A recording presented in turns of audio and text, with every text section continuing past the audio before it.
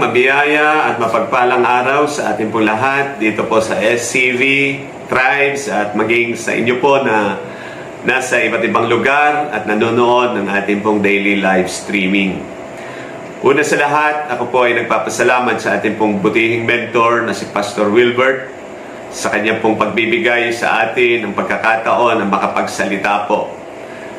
At ngayong araw na ito, katatapos lamang ng pagdiriwang ng sangka-Kristyanuhan patungkol sa buhay, sa kamatayan, at sa pagkabuhay ng ating Panginoong Hesus. Maaring lahat po tayo ay nakaranas ng mawala ng mahal sa buhay.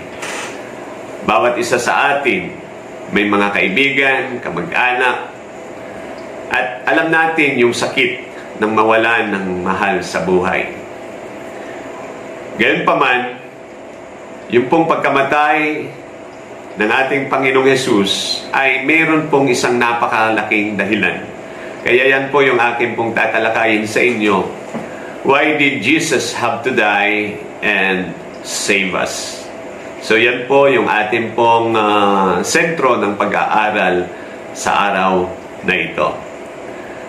Una muna nating talakayin the 7 great controversy sa buhay ng ating Panginoong Hesus na kung saan ay natala sa history at yumanig sa pananampalataya ng ibang mga tao. So the 7 great controversy in history. Ano-ano po itong mga bagay na ito? Unang-una is the birth of our Lord Jesus Christ. Yung pong kanyang kapanganakan. May mga ilan na lalong-lalo na doon po sa mga hindi naniniwala sa ating Panginoon. Yung kaparaanan ng kapanganakan ng ating Panginoong Hesus. Kaya nga may mga hindi naniniwala at some of them, they hate the fact that He was born supernaturally. Mantakin mo nga naman, isang hari ay ipanganak sa isang simpleng lugar, isang simpleng pamilya. At ito po ang siyang naging dahilan kung bakit kahit ang mga Hudyo ay hindi sila naniniwala na ang Mesiyas ay dumating na. Pangalawa is the life of Jesus. Yung buhay ng ating Panginoong Hesukristo. How He performed miracles. Kung paano siya nakapagpadilat ng bulag, nakapagpalakad ng pilay, nagpagaling ng mga may sakit, nagpalayas ng mga inaalihan ng demonyo. At the same time, kung paano na ang ating Panginoong Hesus ay nag-perform ng miracle na kahit ang dagat o nag-aalim po yung hangin o bagyo ay kayang-kayang patigilin ng ating Panginoong Hesukristo. Not only that, the way He responded to pressure. Naging kontrobersiya ang buhay ng ating Panginoong Hesus because every time that there is a pressure in His life, alam po niya kung paano po ito i-handle. At alam po natin at nabasa natin yung kanyang mga sekreto na early in the morning, siya po ay nakikipag-ugnay na sa Diyos Ama. Kaya nga every time na siya humaharap sa mga hamon, sa mga pang-araw-araw na sitwasyon sa buhay o araw-araw na nakikisalamuha sa mga tao, He knows how to handle and respond yung pong pressure na dumarating sa buhay ko niya. Naging controversy ang buhay ng ating Panginoong Hesus because the way He handled criticism, yan po ay nakapaloob din sa kanyang buhay. The way He handled criticism. May mga pagkakataon ang ating Panginoong Hesus ay inakusahan siyang king of lies. Inakusahan siyang si Beelzebub. Inakusahan at kung ano-anong putik ang itinatapon sa kanya pong buhay. But makikita ho natin the way he handled criticism. Another thing is the way he forgive the unforgivable. The way he forgive the unforgivable. Paano ba siya magpatawad sa mga taong inaakala ng lipunan ay hindi kanais-nais na patawarin? Katulad nga po ng sinasabi dito sa aklat ng Isaiah, that halika kayo at tayo'y magpaliwanagan. Sabi ni Yahweh, gaano mang kapula ang iyong mga kasalanan, kayo aking papuputiin tulad ng yelo o bulak. Kung susundin ninyo ang aking sinasabi, ay tatamasahin ninyo ang ani ng lupain. Isa pang bagay, kung gaano kahalayo ang silangan sa kanluran, gayon din niya inaalis ang ating mga kasalanan. Ganyan po magpatawad ang Panginoon. Hindi niya alintana gaano man karumi tayo, gaano man tayo makasalanan. So, kaya nga po ang buhay ho niya ay kontrobersiya. Another thing is the way he dealt with people who deserves no mercy. Paano siya makisalamuha sa mga tao na kung saan ay masasabi nating kinamumuhian ng nakakarami. Just like for example, si Zacchaeus. Alam nyo kasi, ng mga panahon na yon, ng mga tax collector, di kaila that ang Israel ay under po ng Roman government at pinapayagan po na ang kanilang mga kababayan o mga Hudyo ang siyang mangolekta ng mga tax. At ang mga tax collector ng mga Hudyo, kaya ho sila kinamumuhian ng mga panahon na yon, sapagkat instead na bigyang favor nila yung kanilang mga kababayan, ay sila pa mismo yung nagdadagdag at nagpapatong. Kaya doble, triple po ang nakukuha nilang pera mula sa mga kababayan po nilang mga Hudyo. So, kaya sila po ay kinamumuhian. And yet, ito ang ating Panginoong Jesus, yung life ng ating Panginoon, makikita natin the way He handled people who deserves no mercy. Kaya naging kontrobersiya ang buhay ng ating Panginoon because His life got people and still make them angry.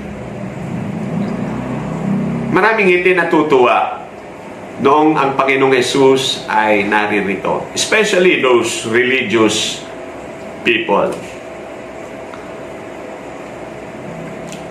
Pangatlo na controversy na makikita natin noong ang ating Panginoong Jesus ay naririto sa mundo is the message He carried or the message of our Lord Jesus Christ. What He preached does make any sense sa iba.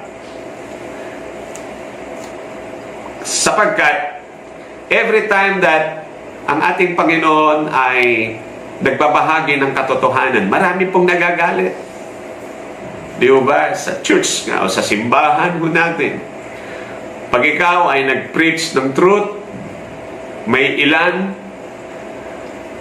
ay maaring na-offend.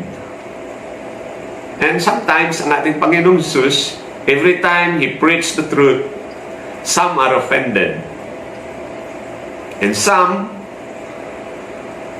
ay may tuturing ho na yung kanyang mensahe ay blasphemy sa Diyos Ama. He taught love and not war. Yan po ang daladala niyang mensahe. Instead of war, He taught kung paano po magmahal. Kaya sabi niya, love your enemies. Another is, He didn't attack the Roman Empire. Noong ang ating Panginoong Jesus ay papasok ho sa Jerusalem sakay ng bisiro o Goya, akala ng marami siya na yung political leader na maglilid sa kanila to overthrow the Roman Empire during that time. Pero makita natin sa buhay ni Jesus na instead na siya po ay pumunta doon sa seat of government, sa templo ho siya pumunta at doon ho ay nilinis ho niya ang templo. At yung kanyang mga mensahe ay nagbigay ng sakit at offense doon sa mga taong ayaw tumanggap ng katotohanan. His disciple used the sword and told them to put it off. His message is a message of kingdom. Pero ang kakaiba sa message of kingdom ng ating Panginoon, He wasn't to take over nation by means of force or physical na pag-atake. Kundi, ang mensahe niya is yung transformation sa kalooban ng isang tao. Yung personal transformation. Yun yung message niya of the kingdom. How a man be transformed sa kanyang inner.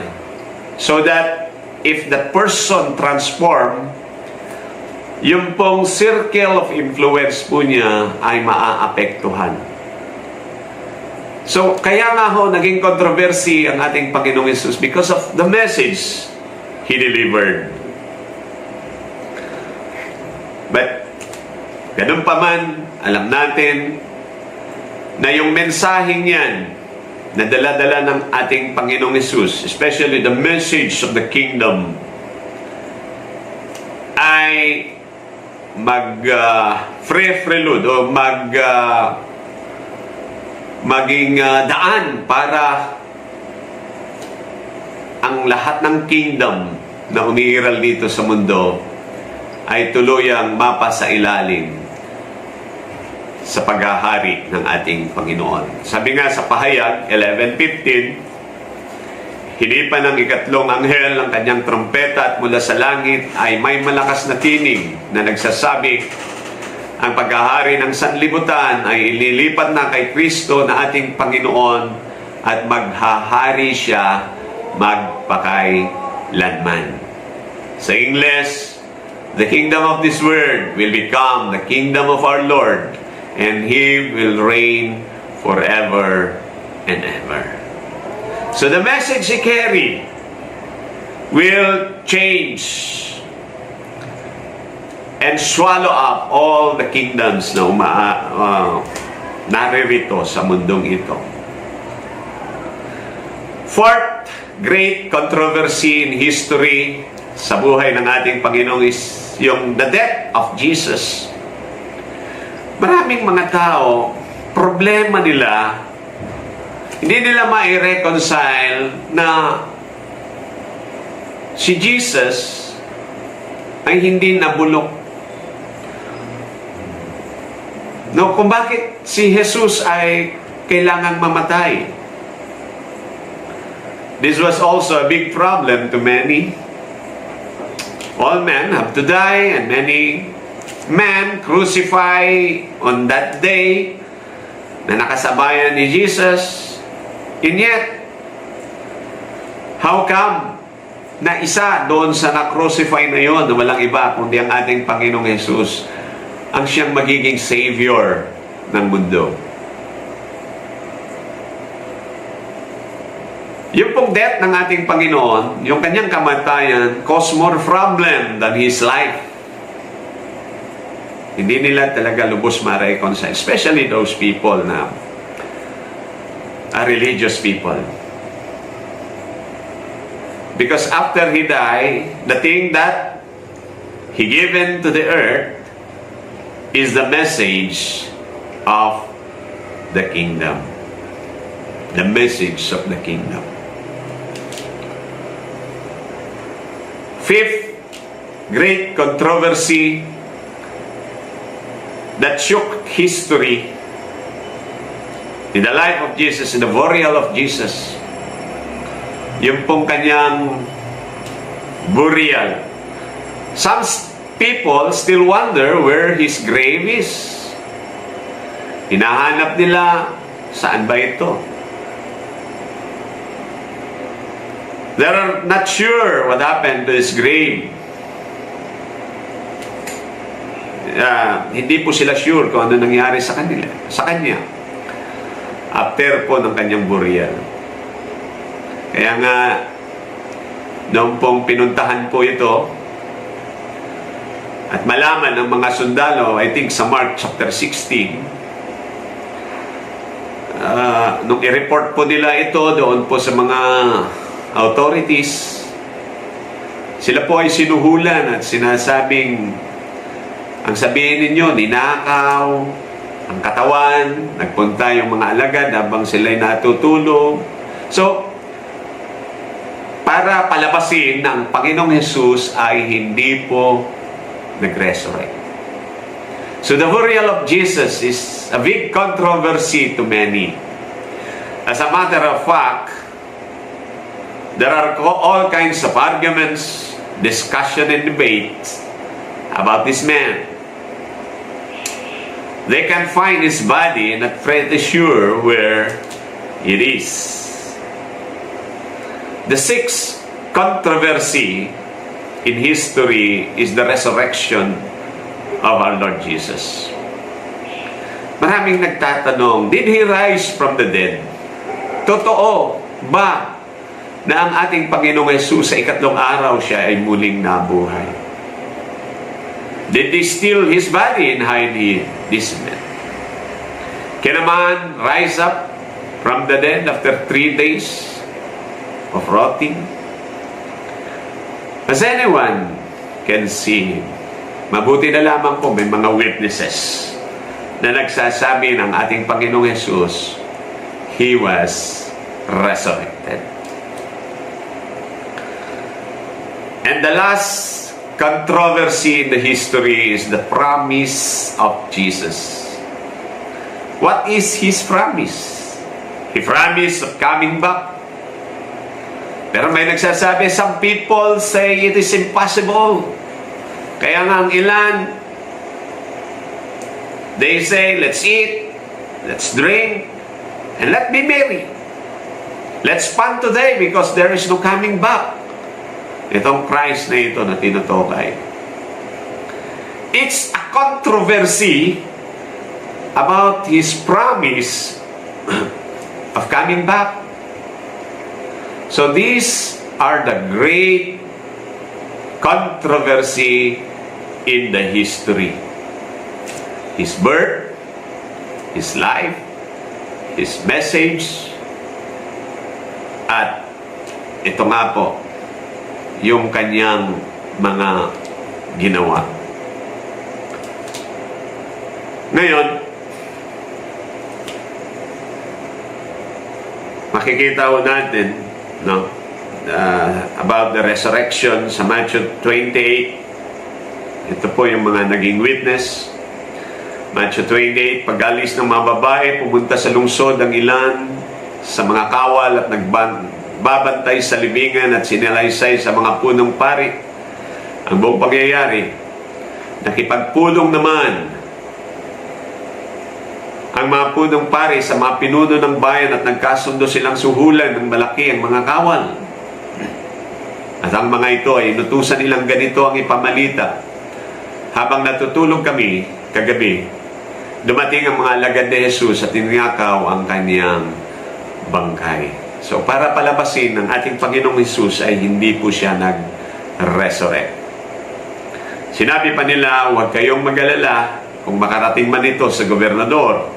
Kami ang bahala. Tinanggap ng mga bantay ang suhol at ganoon nga ang kanilang ginawa. Kaya't magpahanggang ngayon, ito pa rin ang balitang ipinagsasabi sa mga Hudyo. Kaya hindi ko katakataka na hanggang ngayon, ang mga Hudyo ay hindi naniniwala ng ating Panginoong Jesus ay dumating, namatay, at nag-resurrect na. Hanggang ngayon, inaantay pa nila ang Mesiyas. Sa Gawa chapter 1, verse 6 to 8, nang muling magkatipon si Jesus at ang mga alagad, nagtanong sila kay Jesus, Panginoon, itatatag na po ba ninyong muli ang kaharian ng Israel? Sumagot si Jesus, ang mga panahon at pagkakataon ay tinakda ng Ama sa kanyang sariling kapangyarihan at hindi na kailangan pang malaman ninyo kung kailan iyon. Subalit, tatanggap kayo ng kapangyarihan pagbaba sa inyo ng Espiritu Santo at kayo'y magiging saksi ko sa Jerusalem, sa buong Judea at sa Samaria at hanggang sa dulo ng daigdig. At pagkasabi nito, si Jesus ay iniakyat sa langit habang ang mga alagad ay nakatingin sa kanya at natatakpan siya ng mga ulap. Sila'y nakatitig sa langit habang siya'y iniakyat sa langit. Walang ano-ano'y may dalawang lalaking nakaputi ang lumitaw sa tabi nila at sabi nila, kayong mga taga-Galilea, bakit kayo nakatayo rito at nakatingin sa langit? Itong si Jesus umakyat sa langit ay magbabalik na gaya ng nakita ninyong pag-akyat niya. So, yan po yung controversy sa buhay ng ating Panginoong Jesus. The promise of coming back. Ngayon po, nalaman natin yung controversy. Bakit nga ba ang Panginoong Jesus ay kailangan pang mamatay? Hindi na lang nagpadala ng anghel para tayo ay iligtas. First of all, atin mo nang tignan yung tinatawag na the curse of death. The curse of death is the ultimate result of disobedience. Is the rebellion of man against God that caused death. And God called it sin. So yung sumpa po ng kamatayan, bakit kailangang mamatay si Jesus at kailangan ding mamatay ang tao? Because ito nga po, ang ultimate na resulta o bunga ng pagsuway dahil sa rebelyon ng tao sa Diyos. Kaya nga ho, mayroon tinatawag na kamatayan. At ang kamatayan ay dulot ng kasalanan. So, sin. Kung mapapansin niyo po, yung sin na ginamit is singular. Why singular word? Because He died for our sin, hindi sins. Bakit He died for our sin? Hindi sins.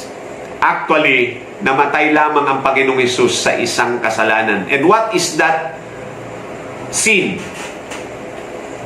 That sin is called rebellion. Rebellion, pagre-rebelde sa Diyos. Sa Hebrew word, He only died for one sin, and that sin is sin of rebellion. Rebellion against the known will of God. Pagre-rebelde. Sa Greek New Testament language, ang sin ay kahalintulad din po ito ng salitang to miss the mark. Halimbawa, meron kang tinatarget na palihis. Hindi tumama doon sa tamang target. Ang tawag po dyan is missing the mark. Kaya pala, ang isang tao na lumalakad sa kasalanan, nagre-rebelde sa Diyos, ay maituturing na lumilihis doon sa tamang dapat niyang lakaran. So, ang tawag po dyan is sin. This is what man did. So, yung sin na yan, God pronounces the wages or the curse of death upon men. Ngayon, tignan natin mga kapatid, saan nga ba nagmula ang kasalanan? Saan siya nagsimula? Right? Sa Genesis chapter 2, verse 16 to 17, it says, sinabi niya sa mga tao, makakain mo ang alinmang bungang kahoy sa halamanan, maliban sa bunga ng punong kahoy na nagbibigay ng kaalaman tungkol sa mabuti at sa masama. Huwag mong kakainin ang bungang iyon, sapagkat sa araw na kainin mo yon ay mamamatay ka. Sa English, sabi po, and the Lord God commanded the man, saying, of every tree of the garden you may freely eat, but of the tree of the knowledge of good and evil you shall not eat, for in the day, lagyan ho natin yun sa langguhit, in the day that you eat of it, you shall surely die. So, dito sa talatang ito, mga kapatid, ay makikita natin yung tinatawag na origin, or where did death came from. Alright? So, where did death came from? So, dito rin sa talatang ito yung first time na inintroduce ng Diyos yung death sa tao. It is introduced not by Satan, but God. And this word is the invention of God. So, akala ko rin nung una, ang kamatayan or death ay ang nag-invento ay si Satan. Kung mapupuntan nyo, mga kapatid, dito sa chapter 2 ng Genesis, wala pa po dito si Satan eh. Wala pang darkness, wala pang demons. Ang Diyos at ang tao lang yung makikita nating nagkakaroon ng conversation. At habang kausap ng Diyos si Adan, meron na siyang inintroduce, at ito ay yung kamatayan sa buhay niya. So it means God created death. No? God created death. In this chapter, there is no Satan or devil, nor demons or darkness. In this chapter, there is God, and God is talking to man. Ano ang sabi niya? Sa pag-introduce niya po ng death, ang sabi niya, in the day that you eat of it, you shall surely die. So God told Adam about death. Pero itong inintroduce ng Diyos na kamatayan is no power. Wala pang kapangyarihan. Alam nyo, nung una po, ang death is no power. Pero nandyan lang po siya. Tingnan nyo to. Nung inintroduce ng Diyos ang kamatayan, ito si Adan, ito yung tree, ito yung death. Yung death has no power at all. Wala pa tong kapangyarihan kay Adan. Kaya nga, kung mapapansin niyo po, mga kapatid, no, na makikita ho natin dito, sinabi ng Diyos, Adam, ito yung tree. Yung mga tree dyan sa kapaligiran, pwede mong kainin, pero ito, hindi pwede. Bakit? Kasi, the moment na ito ay ginalaw mo, hinawakan mo, kinain mo yung bunga na produce niyan, tiyak, ikaw ay mamamatay. So, Adam, tree, and death. But death has no power. Okay? Kailan nagkaka-power yung death? Kailan po siya nabuhay? Kailan ho nagkaroon ng kapangyarihan yung death sa buhay ni Adan? Kailan? Noong nagkaroon po ng disobedient. Pagre-rebelde against the will of God. So death has no power to kill. Okay? Ang death, nag-e-exist lang po siya. Right? Nag-e-exist lang po siya. Death has no power. Death was present, but could not kill Adam as long as Adam did not disobey God.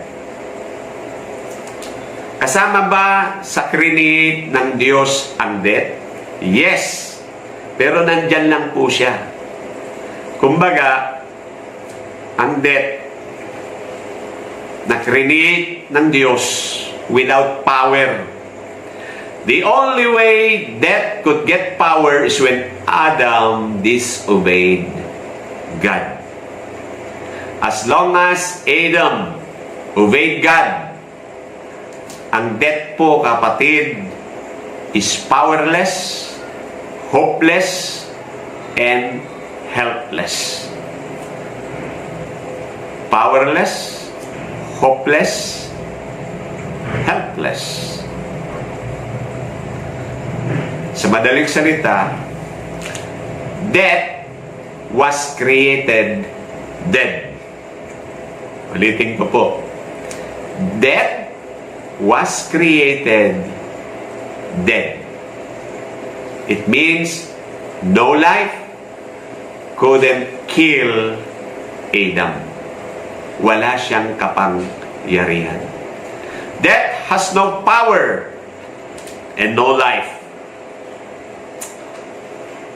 Dahil kasama ang death na create ng Diyos during those time ni Adan. Ang death po noon is good. Oh, paano naging good? Because, di ba, ang sabi ng Bible, lahat ng mga create ng Diyos, ang sabi niya, it was good. Sa umpisa pa lamang, habang siya nagkikreate at natapos niya yung isang bagay, ang sabi ng Panginoon, it was good. So, kasama yung death na create ng Diyos, sabi ng Diyos, it was good. Why good? Because ain't got no power.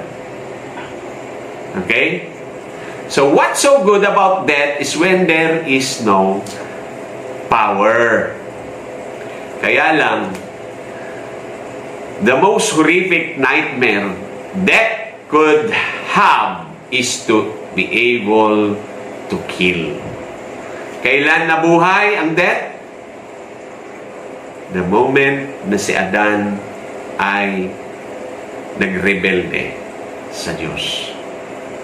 Kaya ang nagbibigay ng buhay sa kamatayan ay walang iba kundi yung disobedient ni Adan. So death was created not to kill. Death having power is abnormal. Nung pong nagkaroon na ng power ang death, may tuturing na po siyang abnormal. Because death can kill, it is abnormal because when death is in its normal state, has no power to kill. Kaya pala, when God told Adam, ang sabi ng Diyos, the day you eat of it, you will surely die. Parang sinasabi dito ng Diyos, Adan, sisiguraduhin ko, The moment you eat that fruit of the tree, produce ng tree na yan, I swear, tinitiyak ko, Adan, magkakabuhay yung patay na create ko. At yun ang papatay sa iyo.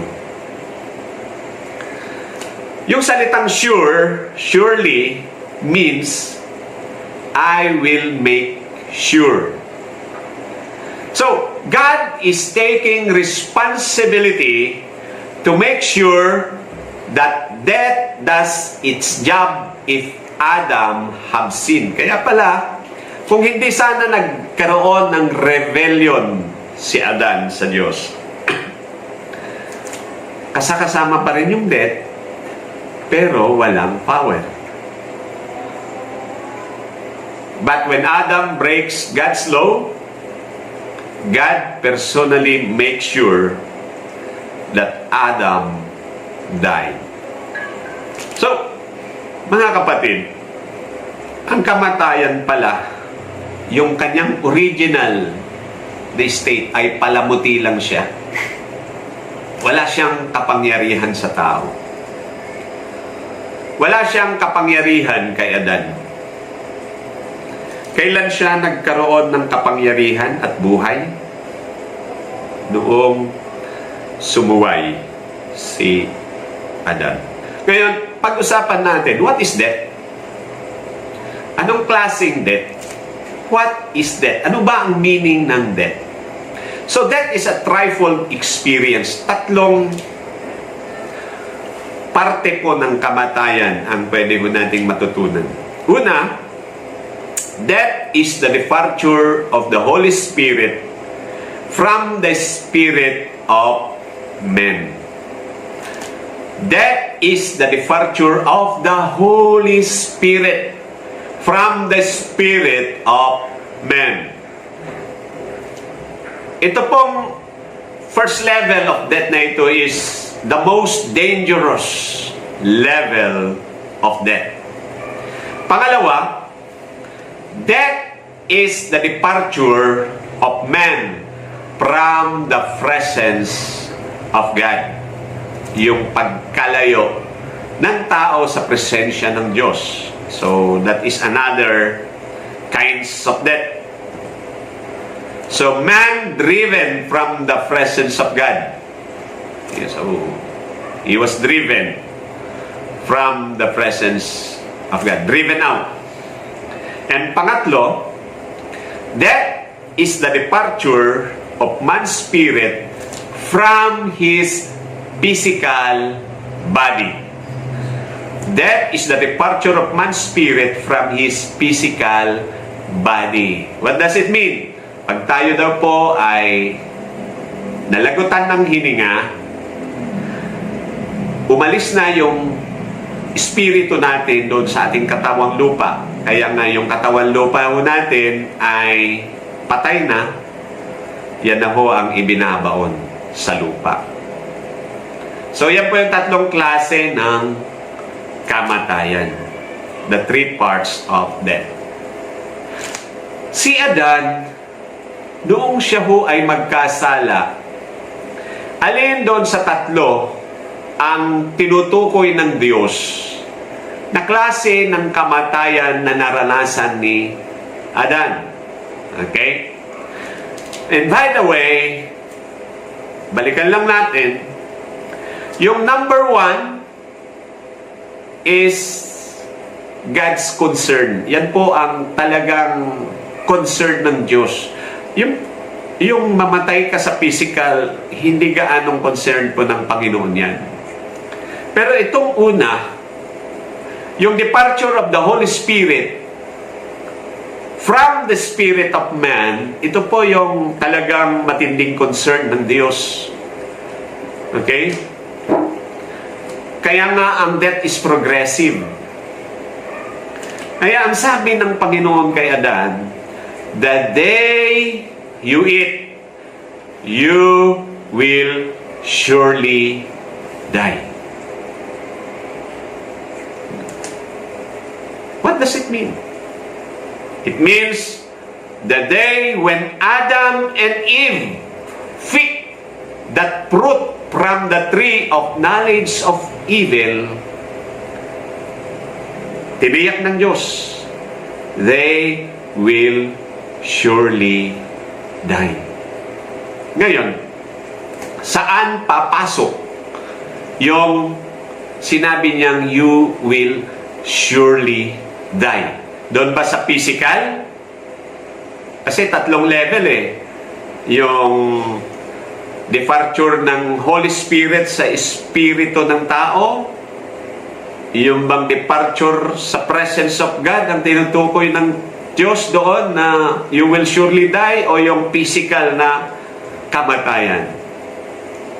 Kasi kung mapapansin natin, mga kapatid, ang record ng Bible, after na si Adan ay kumain doon po sa prutas na ipinagbawal ng Diyos, siya po ay nabuhay pa ng, ang lifespan ng buhay ho niya is 930 years. So, according to God, noong siya po ay kumain, at that very day, sabi ng Diyos, you will surely die. Sa paningin ng Diyos, kahit si Adan ay nabuhay pa po sa loob ng 930 years na lifespan po niya, pero after doon po sa kanyang pagkakasala, pagre-rebelde sa Diyos, mula doon papunta sa 930 years, ang tingin ng Diyos kay Adan is patay na po siya. Oh, paano nangyari yon? Well, papasok po siya doon sa first level of death. Ito po yung departure ng Holy Spirit doon sa espiritu ni Adan, at ito po ay umalis na. Tuluyang nilisan yung espiritu ni Adan.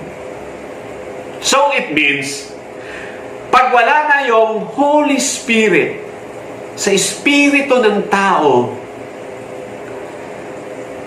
yan po ay kamatayan. Kaya, as far as God is concerned, Adam, even though, sabi nga sa Genesis 5:5, so all the days of Adam lived were 930 years and he died. So, yung lifespan ni Adan ay 930 years. So, mula doon sa pagkakasala, papunta sa 930, siya po ay patay ng may tuturing sa mata ng Diyos. Yung physical death, doon na lang pumasok sa 930 years. So, ang tinukoy ng Diyos na titiyakin ko, Adan, pag ikaw ay sumuway, patay ka. On that moment, nung sila po ay nagkasala sa mata ng Diyos, si Adan po ay totoong patay na. So according to God, physical dying is not really death. Ulitin ko. According to God, physical dying is not real death. Kasi nabuhay pa si Adan eh.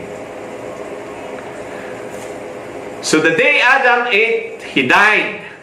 But he lived physically 930 years of record of his life. Adam was a dead, living man.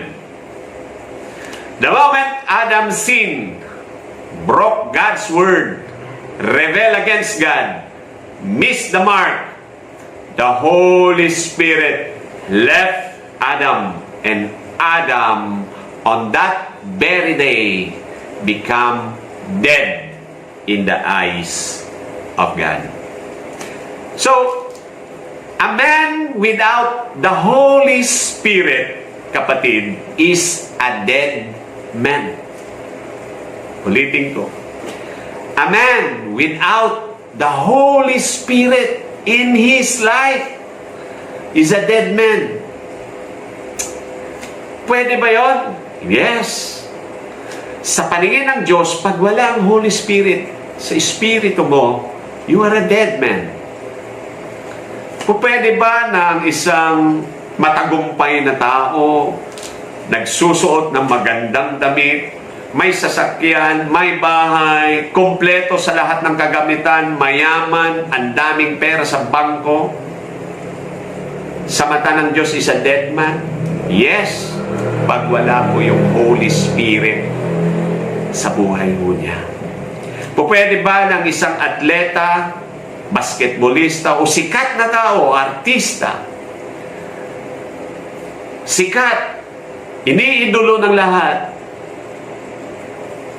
tinitilian, pero wala ang Holy Spirit sa buhay niya, ang tingin pa rin ng Diyos sa kanya is a dead man.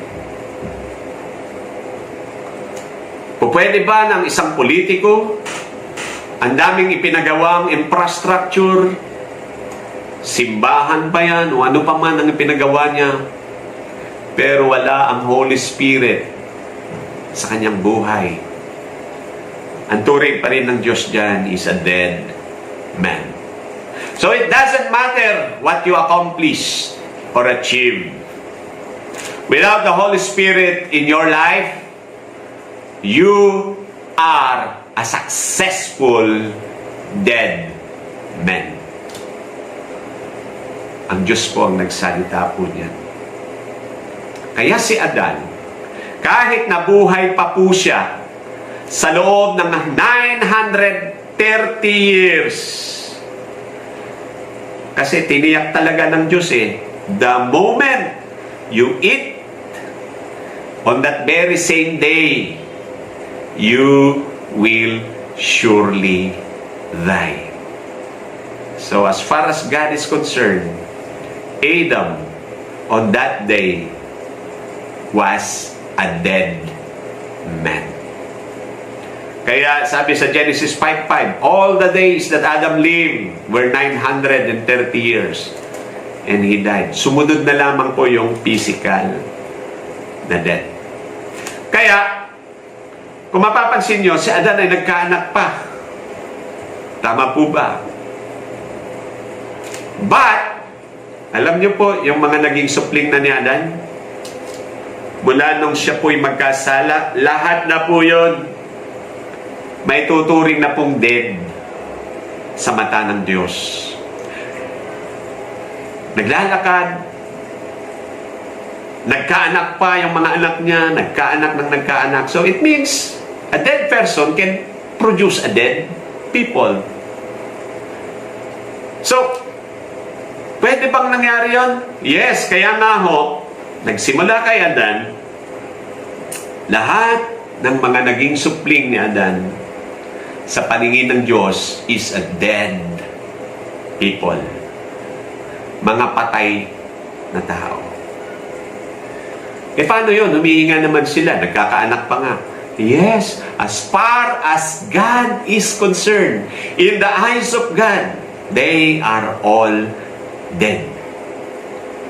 The ultimate aspect of death, then, is the departure of the Holy Spirit of God. Ang tawag po dito is eternal death. When the Holy Spirit left, siya po'y umalis na sa espiritu ng tao.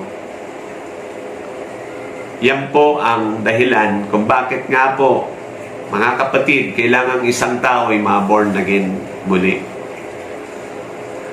Yung po mga mahal natin sa buhay, maaring kasakasama natin, nakikita natin sila araw-araw, naglalakad, ngumingiti, pero wala yung Holy Spirit sa kanilang buhay. Sa paningin po ng Diyos dyan ay patay. At ang tinitignan ng Diyos na buhay is yung totoong tumanggap at sumunod sa kalooban ng Panginoong Hesukristo. Nagsisi sa kanilang mga kasalanan. Kaya pala, kailangan tayo ay ma-born again. Ipanganak ng muli. How death was born? How death was born? Death was never God's will for mankind. Ulitin ko, ang kamatayan po ay hindi po yan ang layunin ng Diyos sa sangkatauhan. Death is present but it has no power. Yan po yung original eh. Presente lang na nilikha ng Diyos ang kamatayan pero walang power. So, kaya nga hindi intention ng Diyos na ang tao ay patayin. Tama po ba? Kasi, bakit ka nga naman nilikha para lang mapatayin? Hindi po ganun ang Diyos. Hindi po tayo nilikha ng Diyos para patayin. Instead, gusto nga niya tayong magkaroon ng buhay. But, alam naman natin na si Adan po was made a choice. So death to Adam was a choice. Death to Adam is a choice. God did not kill Adam.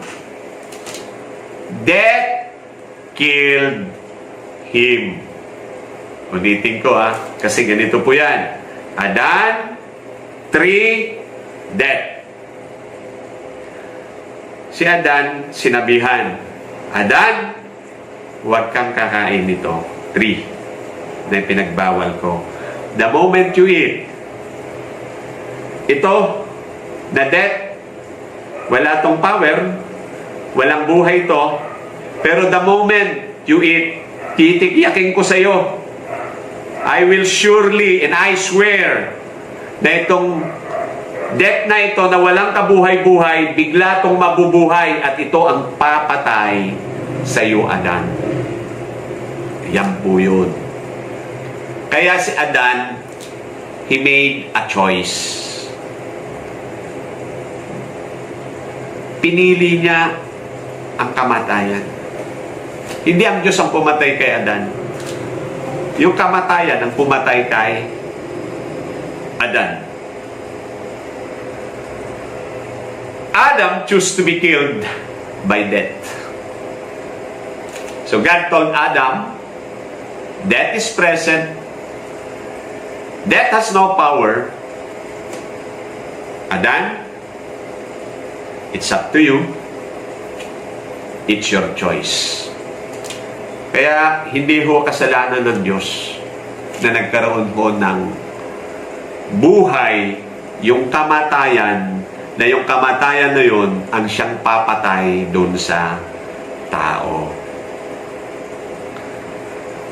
So if you disobey my word, sabi nga ng Diyos sa kanya, death has no power, but it will suddenly made alive, and that death will kill you. So therefore, death was given birth when Adam disobeyed God. Death was created by God, but has no life. Death was created by God. Wala po tong kabuhay. Buhay. Kaya lang, mabuti po ang Diyos. Why? Because when the Son of God obeyed the Father, alam niyo ginawa niya? He put death. Yung dating walang buhay, na nagkabuhay dahil kay Adan, ang ginawa naman ng Panginoong Hesukristo, nung sa kanyang kamatayan, He put the death back to sleep. Kaya yung death, wala na po siya uling buhay at kapangyarihan. as far as Jesus is concerned. That is the great mystery why Jesus died on the cross. Kaya, kita nyo, no? Doon sa dalawang garden na tinutukoy ng Bible, sa Garden of Eden, doon po nabuhay yung kamatayan. Napatay dati. Dahil saan? Sa rebellion of men. In another garden, the Garden of Gethsemane, dito naman nabuhay, or dito naman binigyan o inalisan ng kapangyarihan ni Jesus ang death because of His obedience. Obedience to God. Kaya yung death, He bring back to sleep, or He put back to sleep. Wala na uling power. So, makikita natin ito mga kapatid, that man's sin gives life and power to death. Ulitin ko. Dahil sa kasalanan ng tao, ito po ang nagbigay ng buhay at kapangyarihan sa kamatayan. Na dati wala po siyang power and life. Because of the act of men. Sa Romans 5:12, it says, therefore, just through one man, sin entered the world. And death through sin, and thus death spread to all men because all sin. Ano yung napansin natin dito? Through one man, sin entered the world. Pero, gusto nating linawin, how death was born? Death came through sin. Death did not come through the man, but it came through the act of the man. Kasi ganito po yan, mga kapatid. Hindi naman basta-basta papasok lang yung kasalanan through the man. Right? Ikaw, kung may 1,000,000 sa harapan mo, hindi ka basta-basta magkakasala. Why? Hindi ka pa nag-aak eh. Kung yan dinampot mo, binulsa mo, saan ka nagkasala? Through your act. Right? So, it means, ang death, ang sin, hindi po yan basta papasok sa buhay natin without acting it. Act upon it. So, death did not come through the man, but it come through the act of the man. Sa pamamagitan ng action natin, doon po tayo nagkakaroon ng pagkakasala. Kaya nga po si Jesus, kung hindi ho siya nag-act, He will not put death back to sleep kung hindi siya nag-act. Kaya, tingnan nyo, ano? Dito sa verse, dito sa Romans 5:12, medyo inano na lang po dito ni Pablo eh. Sabi niya, therefore, just through one man, sin entered the world, and death through sin. And thus, death spread to all men because all sin. So, through the act of Adam, that sin entered the world, at yung sin na yan ang siyang lumaganap sa buhay ng lahat ng tao. Pero may kasunod yun sa pamagitan din ng one man, through Jesus Christ. The action of that man, Jesus Christ. Ano yung action niya? Yung buhay niya, ibinigay niya para sa katubusan nating lahat. At yung action na yon ang siyang nagbigay naman ng buhay sa atin. Hallelujah. So, death is a product of sin. Ano ang product ng death? Or ano ang product ng sin? Death. Ano ang sin? Rebellion against God. So death got its life when a man disobeyed God.